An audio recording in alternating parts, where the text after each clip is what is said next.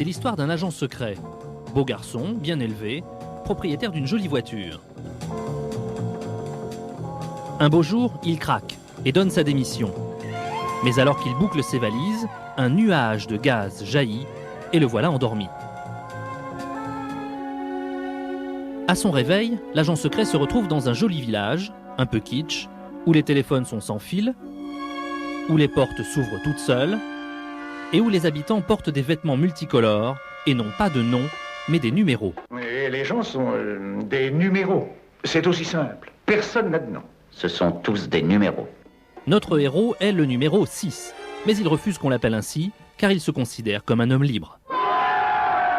Je ne suis pas un numéro. Je suis un être humain. Dans le village, il y a un gardien. C'est une grosse boule blanche qui rattrape impitoyablement ceux qui cherchent à s'évader. Dans le village, il y a des prisonniers et des gardiens, mais il est très difficile de les différencier. C'est comme aux échecs. Rien ne distingue les blancs des noirs. Dans le village, il y a un chef. C'est le numéro 2. Les numéros 2 plutôt, car ils changent très souvent. Ils ont tous la même idée fixe. Je connais pas mal de gens qui sont curieux de savoir pourquoi vous avez démissionné de votre service. Il y a aussi, forcément, un numéro 1. Mais qui est-il? Je l'ai juré. Je trouverai. Quand le dernier épisode a été diffusé, qui devait conclure la série, qui devait tout expliquer, qui en fait explique... Enfin, qui n'explique rien, qui explique que tout s'explique dans notre tête, là, les gens ont été furieux. Comment? Mais ça fait 6 mois que vous nous traînez avec cette histoire-là et vous nous sortez une explication comme ça. Le public n'a pas eu droit à une explication claire, nette et précise. Le numéro 1 n'est pas un méchant à la James Bond ou Blofeld avec une balafre sur le visage. Et là, ça a été des réactions extrêmes. C'est du style, où est Patrick McGowan, qu'on lui fasse la peau. Il a dû s'échapper très très très vite. Il a dû aller en Suisse. Et le prisonnier est tombé dans l'oubli comme étant une gigantesque farce. Bonjour chez vous.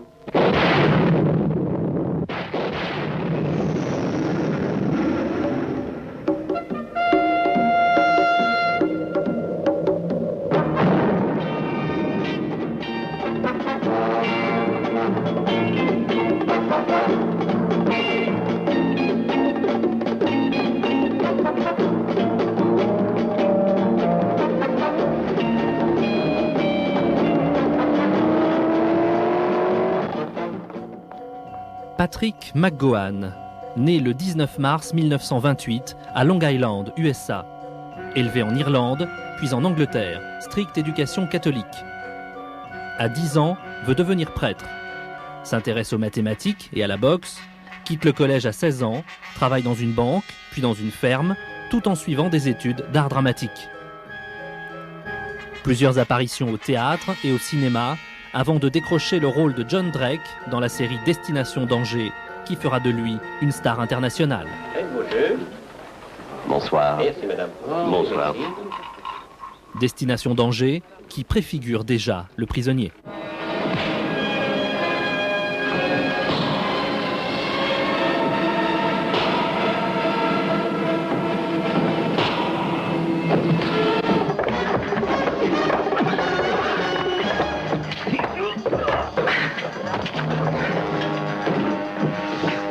Alors que sa série marchait très très bien, et se vendait un peu partout, il a décidé d'arrêter, de dire non, moi j'ai une autre idée de série, et c'est ça que je veux faire. Il est allé voir le producteur, il lui a amené des scénarios, des photos, un budget. Il lui a dit voilà, le producteur n'a rien compris, il a dit d'accord, mais à partir du moment où il y aura ton nom au haut de l'affiche, ça pourra sûrement marcher, et puis je te fais confiance. Il n'aurait pas dû. Pendant tout le tournage de la série, Patrick McGowan sera le seul maître à bord, dirigeant tout, réécrivant les scénarios, allant jusqu'à réaliser lui-même certains épisodes. 5 sur 17. C'est lui qui signait les fiches de paye de tous les employés. C'était sa production en tant que telle. Et pourquoi ça? Parce que justement, Le Prisonnier était une idée tellement personnelle de Patrick McGowan que la série ne pouvait être faite qu'à partir du moment où c'était sa vision des choses. Épaulé par le talent et la technicité de professionnels, mais sa vision des choses, et uniquement la sienne. Après la première diffusion et l'échec commercial, McGowan va s'installer aux États-Unis, où il continuera sa carrière d'acteur, au cinéma et à la télé. He is a family man. He is living a long way away, and I know that he does not like to be involved in much publicity about the prisoner because it was so long ago. Des gens viennent le voir en lui demandant alors qui est le numéro 1, expliquez-vous, qu'avez-vous voulu faire, qu'est-ce que ça veut dire, qu'est-ce que ça signifie. Non, le prisonnier est une énigme, chacun a un peu son interprétation de la série, c'est pas à lui de donner une explication, et ça il en a un peu marre. Où suis-je? Au village. Quel village? Ah oui, c'est vrai, je crois que tout le monde le connaît. Où se trouve ce village? En Lituanie, sur la Baltique. Pas loin de la frontière polonaise. Ça pourrait bien être ici. Oui.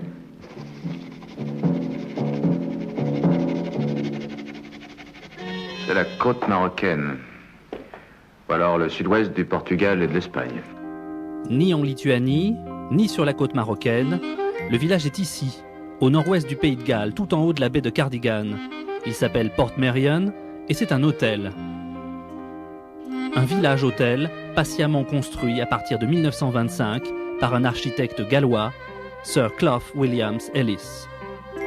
He bought the peninsula here in 1925 and started out by converting the old mansion house on the shore into a hotel because he realized that in order to survive and grow, the village would have to have some sort of economic basis. And then he would build every winter a cottage at a time over the next 50 years until you have what you see today.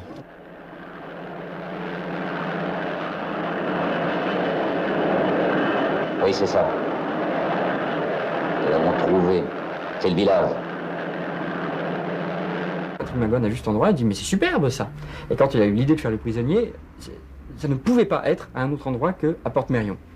Et c'est vrai que le village ne peut pas être à un autre endroit que Portmeirion. Ça a été un des coups de génie de Patrick McGowan. 20 ans après le tournage de cette série, de nos jours, vous pouvez là, dans quelques jours, prendre un billet d'avion, puis prendre une voiture de location, ou prendre un bus, vous rendre à Portmeirion et passer une semaine dans le village. Et je vous assure que vous pourrez vous échapper.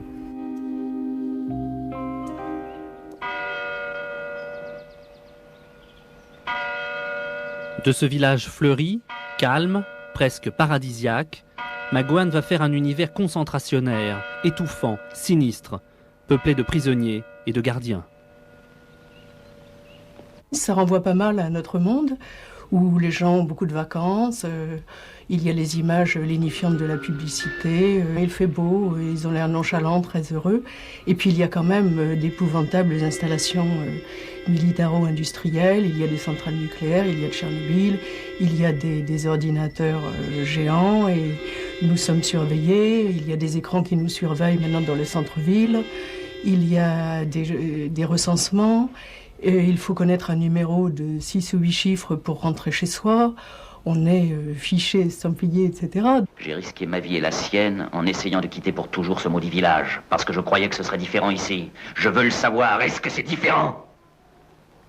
Il n'y a pas de sortie. Y en a-t-il pour nous? La question est posée. Depuis la mort des idéologies, on peut se poser la question. Pour le prisonnier, la sortie... La seule réponse qui est donnée, c'est que la sortie est individuelle, c'est-à-dire c'est à chacun de la trouver. Alors la terre entière sera comme le village. Oui, c'est bien ce que j'espère. Qu'en dites-vous? Je voudrais être le premier habitant sur Mars.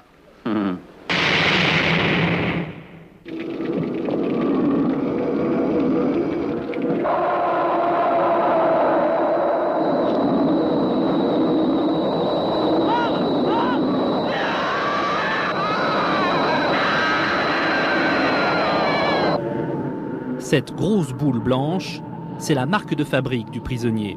En anglais, on l'appelle rover. En français, le rôdeur, traduction littérale. Mais le nom vous a peut-être échappé. Il n'est prononcé qu'une seule fois sur la totalité de la série. Le numéro 6 a été tué. Quoi? Tué? Le rôdeur l'a eu. Le hasard et puis une idée de production a créé une entité bizarroïde, une entité mi-humaine, mi-animale, mi-végétale, une entité dont jamais on n'explique exactement ce qu'elle fait ni pourquoi elle existe, mais simplement une entité qui est le gardien ultime du village, une espèce de grosse boule blanche qui étouffe les victimes qui veulent s'échapper.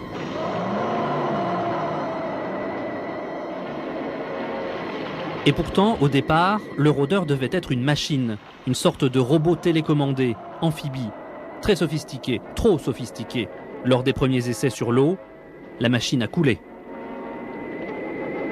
Donc il fallait trouver quelque chose pour remplacer, on était en plein de tournage. Alors on a levé les yeux vers le ciel, on a vu un ballon sonde, on s'est dit voilà l'idée de Rover. Rover sera donc un ballon, mystérieux, anonyme, inquiétant. On en utilisera plusieurs centaines sur le tournage. Gonflés d'air, d'hélium ou remplis d'eau en partie, selon les faits recherchés. Parfois tirés par un câble discret, parfois lancés sur une pente. Il suffit alors de passer le film en marche arrière pour le voir remonter les rues.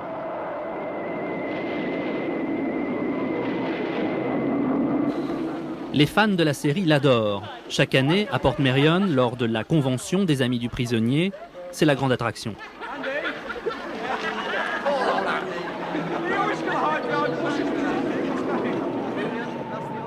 Le rôdeur capture les fugitifs. Il tue parfois aussi, mais il n'est pas infaillible. Dans l'épisode, par exemple, Schizoid Man, en français double personnalité, on le voit hésiter finalement, tuer le numéro 12, c'est-à-dire sauver la vie du numéro 6. Et on ne sait pas pourquoi. Schizophrénie. Schizophrénie.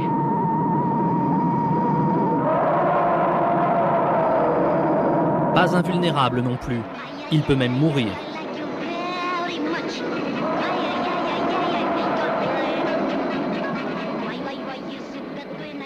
Rover n'en restera pas moins l'image la plus forte et la plus troublante de toute la série.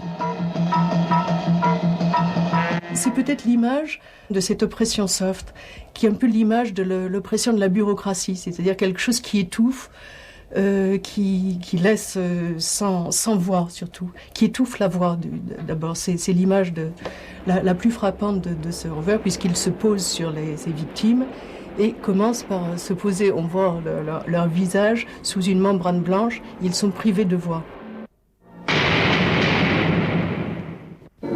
Qui êtes-vous? Je suis le nouveau numéro 2. Qui est le numéro 1? Vous êtes le numéro 6. Le prisonnier, c'est une histoire de numéros. Tout le monde en a un, prisonnier comme gardien. Tous ces numéros sont des pions sur l'échiquier social, y compris celui qui paraît être le maître, le numéro 2. Il y a un nouveau numéro 2 à chaque fois. Pourquoi? Parce que le numéro 2 c'est le pouvoir, mais le pouvoir absolu c'est le numéro 1, qu'on ne voit jamais. Et le pouvoir, on y va passer pour savoir, ce sont des pions, et les pions sont interchangeables. Et que ce soit tel nouveau numéro 2 ou tel autre nouveau numéro 2, c'est exactement la même chose. Les visages changent, les personnalités changent, mais en fait, ce ne sont que des pions face au numéro 1. Petite galerie de portraits des numéros 2.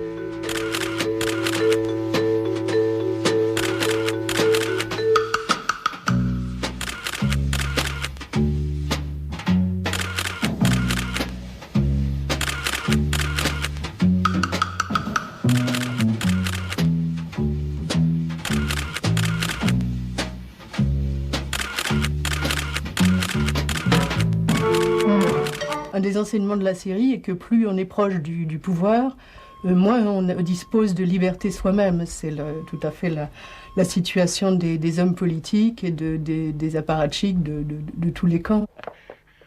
Alors si le numéro 2 n'est qu'un pion, lui aussi, qui tire les ficelles? C'est moi le numéro 2. C'est moi le patron. Ouvrez, c'est un ordre. C'est le numéro 1 qui est le patron. Qui est le numéro 1? Où est le numéro 1? Le numéro 1. Qui est le numéro 1? Alors, est-ce que vous avez 3 heures devant vous, là je sais pas, et puis 2 aspirines, là je pourrais peut-être vous raconter. Mais disons, le numéro 1, alors bon, le numéro 1 c'est le numéro 6. Mais en fait, c'est pas disons que c'est la face sombre du numéro 6. Bon, bref. Écoutez, je sais pas si vous revoyez le dernier épisode, vous essayerez peut-être de comprendre. Eh oui, ce n'est pas le moindre des paradoxes de la série. Quand le numéro 6 rencontre enfin le numéro 1, il se retrouve face à lui-même.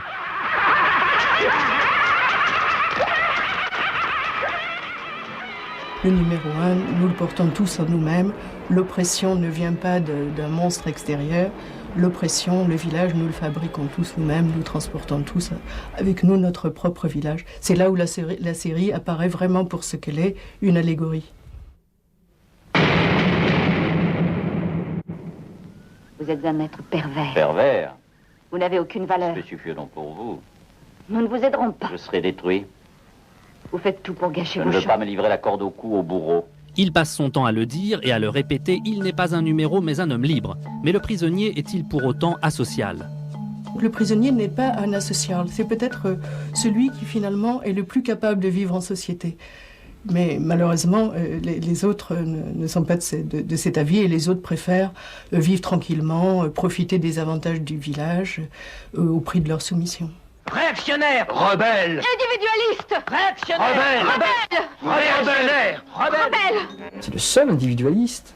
C'est le seul qui veut s'opposer à ne pas être un numéro. C'est le seul qui n'est pas comme un mouton. C'est le seul qui ne dit pas oui quand on dit oui et qui ne dit pas non quand on dit non. C'est le seul qui veut être un être humain et non pas simplement un numéro. Et ça, c'est très mal vu, bien sûr. Nous sommes obligés dorénavant de vous classer comme individualiste.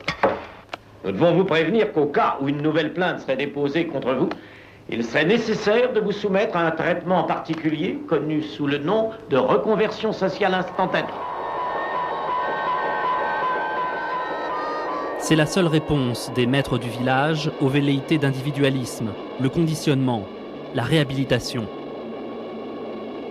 L'arme suprême des régimes totalitaires, avec en plus l'humour anglais. On m'avait prévenu de votre arrivée. Vous prenez du sucre? Une seule ligne de pensée, une seule opinion autorisée, une seule source d'information. Souriez. Un mot sur votre politique intérieure. Pas de commentaire. Je m'efforcerai d'accroître la sécurité de notre village. Souriez. Un mot sur votre politique extérieure. Pas de commentaire. Nous exporterons tout ce que nous produisons aux confins du globe. Et vous avez une idée précise sur la vie et la mort? Changez de disque, vous m'ennuyez. Pas de commentaires.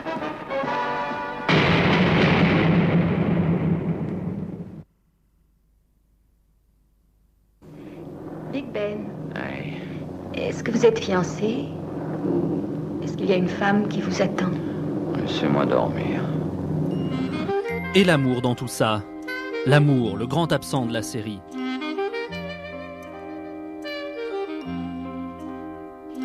Quand on parle d'amour au village, c'est toujours par calcul. Plus que 5 minutes avant l'extinction des Lumières. 5 minutes. Et voilà le langage de l'amour. Je sais effectivement où se trouve le village. Comment avez-vous fait? Je travaillais pour le gouvernement. Lequel? Quel gouvernement? Ça n'a pas d'importance, mais j'ai vu un dossier sur le village. Par hasard et seulement quelques secondes. Est-ce que vous aviez accès à d'autres renseignements secrets? Pour aimer, pour désirer, il faut avoir un minimum de liberté. N'importe quel psychanalyste le confirmera. Donc des gens qui sont réduits à l'état de numéro, qui sont complètement manipulés, n'éprouvent plus tout simplement de désir, puisque la joie de vivre est obligatoire. Elle est décrétée, elle vient d'en haut. Bonjour à tous. Voici encore une merveilleuse journée. Une seconde d'attention, je vous prie. Voici 2 petites annonces. Les glaces portatives sont en vente. Le parfum du jour est fraise. Toutes les relations humaines sont perverties. C'est ce qu'on voit dans les sociétés totalitaires, où personne ne peut plus avoir confiance en personne, où les femmes qui sont envoyées pour séduire le numéro 6 sont soit des complices conscientes du numéro 2, soit de malheureuses créatures droguées, hypnotisées, manipulées. Vous voyez ce monsieur sur l'écran? Il est séduisant. Il vous plaît beaucoup. Et déjà vous l'aimez avec passion et dévotion. Vous feriez tout pour cet homme-là, tout. Vous iriez jusqu'à le trahir pour le sauver lui-même de sa propre folie.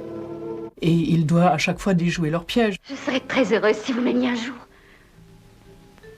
Que je vous aime? Qui vous a donné cette idée? Vous dites? Je dis qui vous a donné une idée pareille?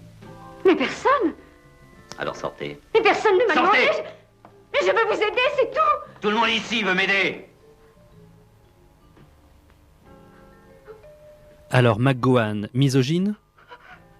Je pense pas, je pense simplement que l'amour est détourné, là, est utilisé uniquement à des fins de pouvoir. Donc l'amour utilisé à des fins de pouvoir, c'est la fin de l'amour.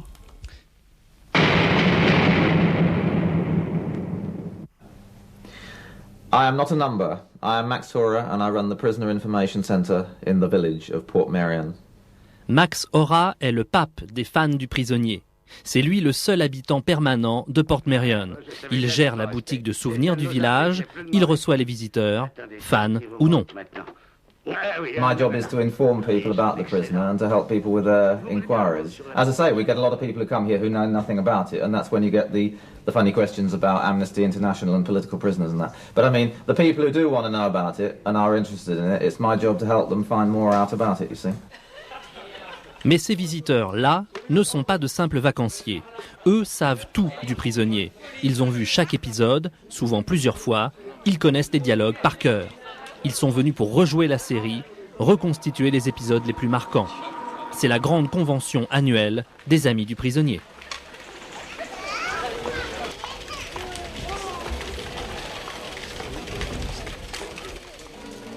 Lion du roi 4. Home takes queen. Jean de la reine 4. C'est vous qu'on appelle. Allez, vite, vite, déplacez-vous.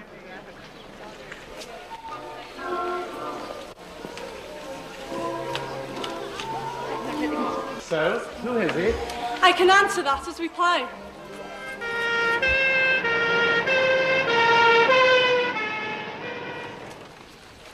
Que se passe-t-il au juste? Il agit seul. C'est le comte qui doit décider.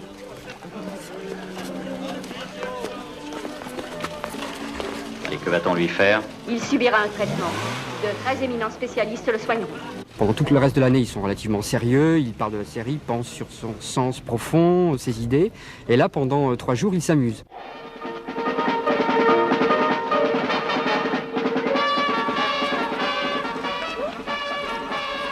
L'année dernière, il y avait eu un petit problème. Il y a des gens qui se sont retrouvés bloqués en plein milieu de cette baie. Et on a dû faire venir un hélicoptère pour les sauver parce qu'ils étaient pris par la marée, quoi. C'était dramatique pour 2-3 personnes. Mais pour tous les fans du prisonnier qui étaient ici, c'était génial parce que d'un seul coup, comme dans la série, il y avait un hélicoptère qui survolait le village.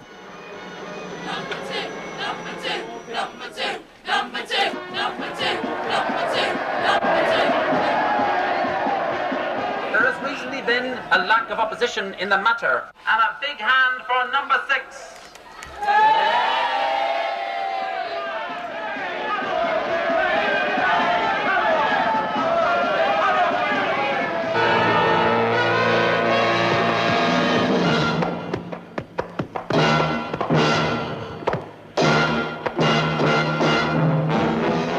Certains d'entre eux sont membres du Six of One, le fan club du prisonnier, même s'ils n'aiment pas beaucoup les mots fan ou culte.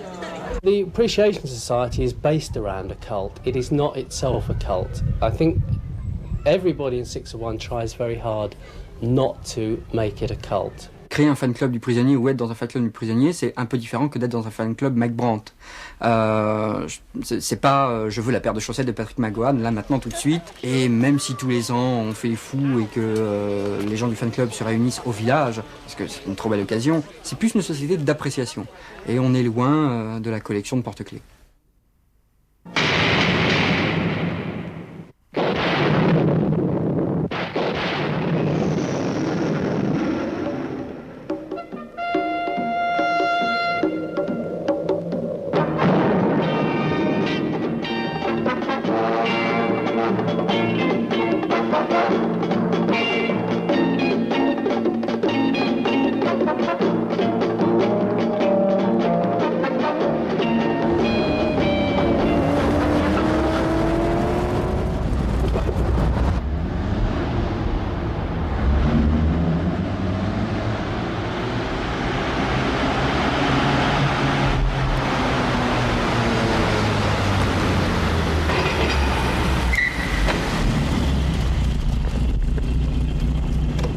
Elle est à vous cette voiture? Ah oui, absolument. Pourquoi l'avez-vous achetée? Je l'ai achetée pour 3 raisons. La première parce que, ayant fait beaucoup de motocyclettes, on retrouve dans cette voiture les mêmes sensations qu'à motocyclette. avec quand même moins de vulnérabilité. La deuxième raison, c'est que c'est une voiture qui est un stéréotype de ce qu'étaient les roadsters anglais des années 60. Et la troisième, c'est que c'est une voiture qui a une histoire à travers ce fameux film Le Prisonnier. Des voitures comme celle-là, il y en a à peine une douzaine en France. Le contrôle technique vient tout juste d'en autoriser l'homologation. Dans la série, c'est un peu le symbole de la liberté perdue. Dans la vie aussi. J'avais vu Le Prisonnier avant d'acheter la voiture, évidemment. Ça m'a conforté dans l'idée que c'était un véhicule vraiment exceptionnel qui avait un pouvoir affectif, une capacité à cristalliser des rêves d'évasion, des rêves d'enfant. Et c'est pour ça que j'ai pris soin de choisir les mêmes couleurs que la voiture du prisonnier, c'est-à-dire le nez jaune, les ailes vertes et le reste de la carrosserie en aluminium.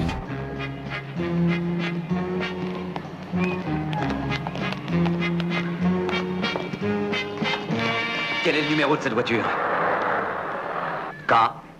KAR120C. Quel est le numéro du moteur? Oh, dites-le-moi. 28220 TZ. Vous êtes merveilleux. Je connais toutes les vis, tous les boulons, tous les écrous. C'est moi-même qui les fabriqué de toutes pièces. Alors vous êtes l'homme qu'il me fallait dans ce cas. Cette voiture a une fâcheuse tendance à trop chauffer en ville. Vous pourriez peut-être essayer d'y remédier? Alors elle chauffe un petit peu en ville parce qu'elle n'est pas faite pour rouler dans les embouteillages. C'est pas sa vocation.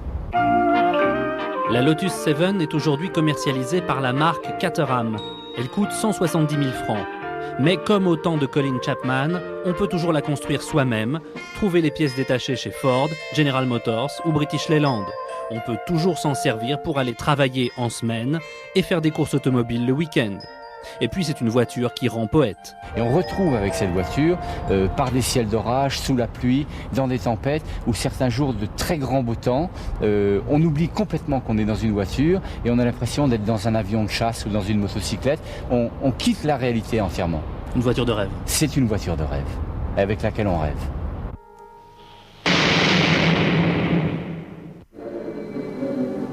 I am not a number. I am a free man. Je ne suis pas un numéro, je suis un homme libre. Je ne suis pas un numéro, je suis un homme libre. Il s'appelle Jacques Thébault. C'est lui la voix française du prisonnier. Autant dire la moitié du personnage. Tout ce que nous vous demanderons en échange, c'est de nous donner des renseignements. Cette voix, vous la connaissez forcément. Elle fait partie de l'histoire de la télé. Il y a eu Steve McQueen, au nom de la loi. Il y a eu le narrateur des Incorruptibles. Il y a actuellement le Cosby Show qui passe sur votre antenne. Alors j'ai renoncé et je suis sorti. Je suis allé me promener sur la plage. C'était merveilleux, il n'y avait personne. On ne change pas sa voix. Une voix suit un sentiment, une personnalité. Alors, peut-être que sur Cosby, je la descends et encore, je crois pas. La voix de Jacques Thébault compte pour beaucoup dans le charme du prisonnier. Et pourtant, il n'a pas vraiment le timbre de celle de McGowan. The community can rest assured that their interests are very much my own and that anything I can do to maintain the security of the citizens will be my primary objective. Be seeing you. La communauté peut être assurée que ses intérêts sont les miens et que je ferai tout ce qui sera en mon pouvoir pour assurer et maintenir la sécurité de chaque citoyen qui est, comme je l'ai déjà maintes fois répété, mon premier objectif. Bonjour chez vous. Ce célèbre « Bonjour chez vous », c'est à Jacques Thébault qu'on le doit. Géniale inspiration pour remplacer l'intraduisible « Be Seeing You ». Mais le créateur reste modeste. Créateur, c'est une bien grande formule pour une petite chose. Je ne sais plus ce qui avait été écrit à l'origine, qui devait être valable aussi. Et puis, d'instinct, souvent, on trouve un truc comme ça qui est dans le mouvement, dans l'allure du personnage. Et j'ai sorti un « Bonjour chez vous ». Bonjour chez vous. Bonjour chez vous. Alors, bonjour chez vous. Bonjour chez vous. Bonjour chez vous. Bonjour chez vous.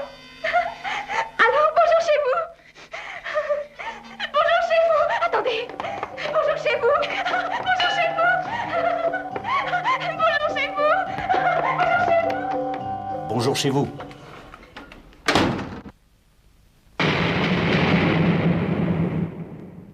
Nous ne sommes pas sûrs d'avoir compris. Il n'y a rien à comprendre. Bravo. C'est une réponse très claire. Parfait. Finalement, qu'y a-t-il à comprendre dans Le Prisonnier? Qu'est-ce que c'est? Mais que cherchez-vous? Une philosophie, une religion, un code de conduite? Oui, sans doute tout cela à la fois. Mais avant tout, ça restera une œuvre d'art.